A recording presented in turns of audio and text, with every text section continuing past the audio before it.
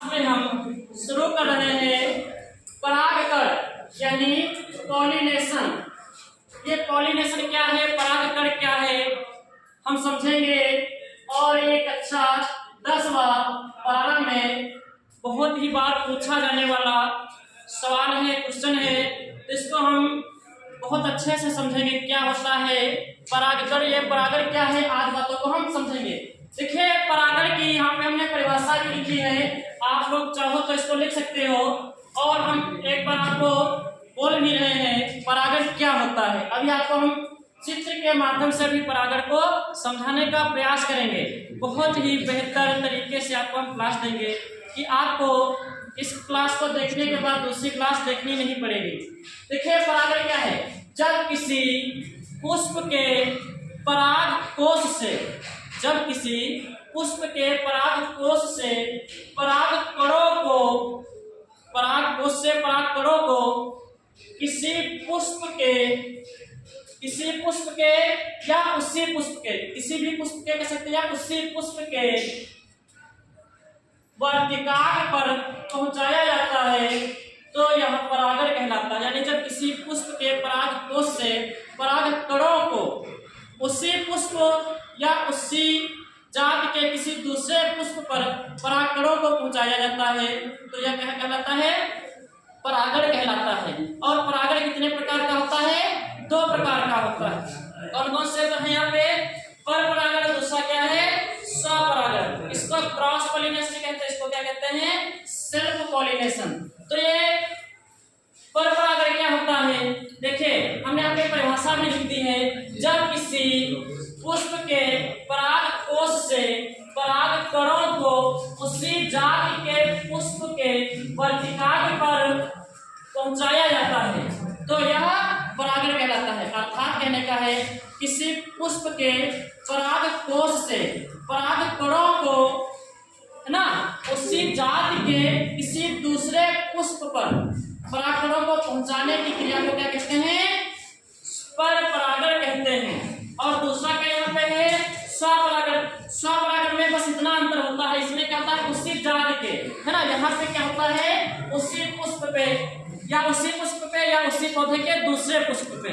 यानी कि कह सकते हैं जब किसी पुष्प के पराग कोश से परागकणों को उसी पुष्प या उसी पौधे के किसी दूसरे पुष्प के वर्तिकाग्र पर परागकणों को पहुंचाया जाता है, स्वपरागण कहलाता है। अब इसको हम थोड़ा चित्र के माध्यम से आप लोगों को हम समझाने का प्रयास करेंगे, आपको चित्र के माध्यम से और अच्छे से समझ में आ जाएगा। देखिए हम थोड़ा यहाँ पे चित्र बना लेते हैं पुष्प का। यहाँ पे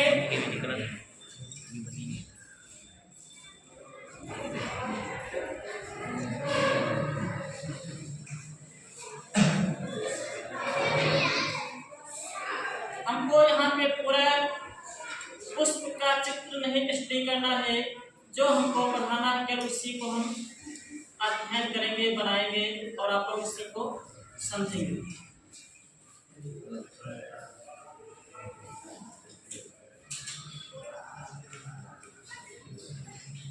देखिए इसको क्या कहते हैं, वर्तिकाग्र कहते हैं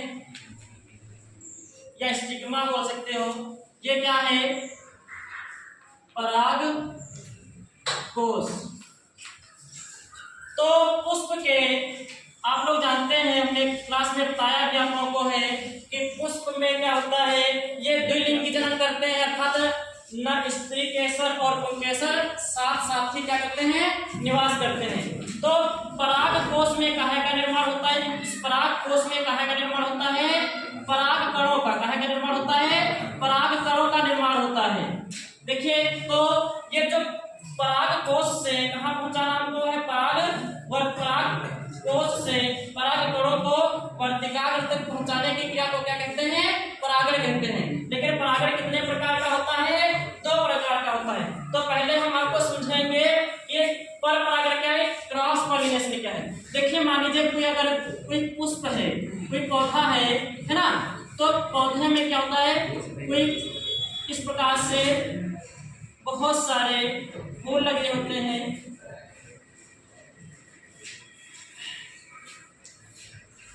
एक और यहाँ पे हम पुष्प बना लेते हैं।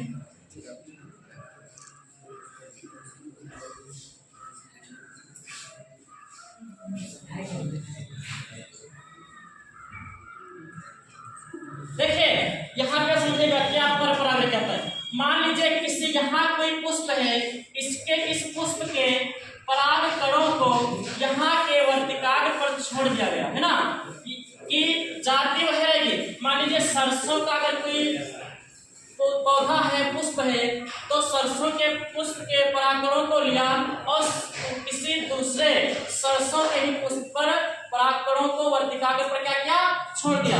मान लीजिए इसमें गुड़हल का है तो गुड़हल पे ही परागण होगा, सरसों का है तो सरसों पे ही क्या होगा, परागण होगा। मतलब किसी दूसरा पुष्प नहीं होना चाहिए, ना दूसरा पौधा होना चाहिए, ठीक है।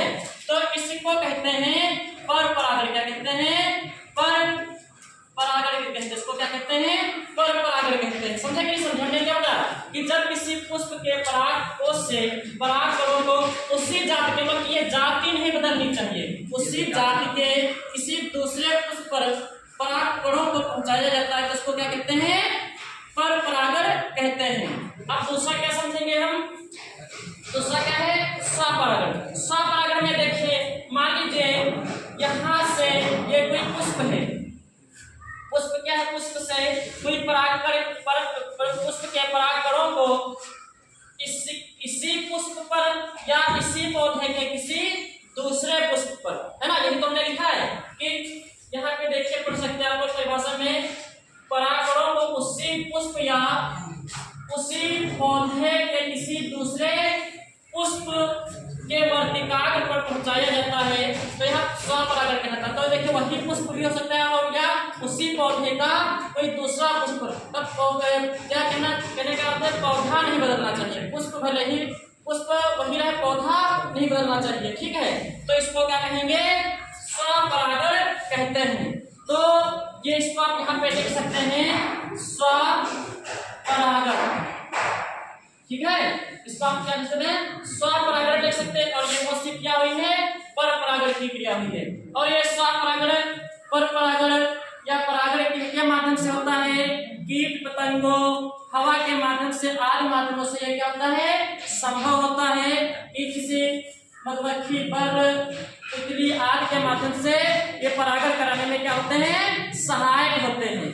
तो यहाँ आपकी क्लास जो हो गई है परागण की हो गई है और आप लोग इसको परिभाषा से लिख भी सकते हैं। तो हम ऐसे उम्मीद करते हैं आपसे कि हमारी वीडियो आपको अच्छी लगेगी, तो ज़्यादा से ज़्यादा लाइक करिए, सब्सक्राइब करिए और कमेंट करिए, और ताकि हम आपको वो बहुत अच्छी और बेहतर तरीके से क्लासेस दे सके। धन्यवाद।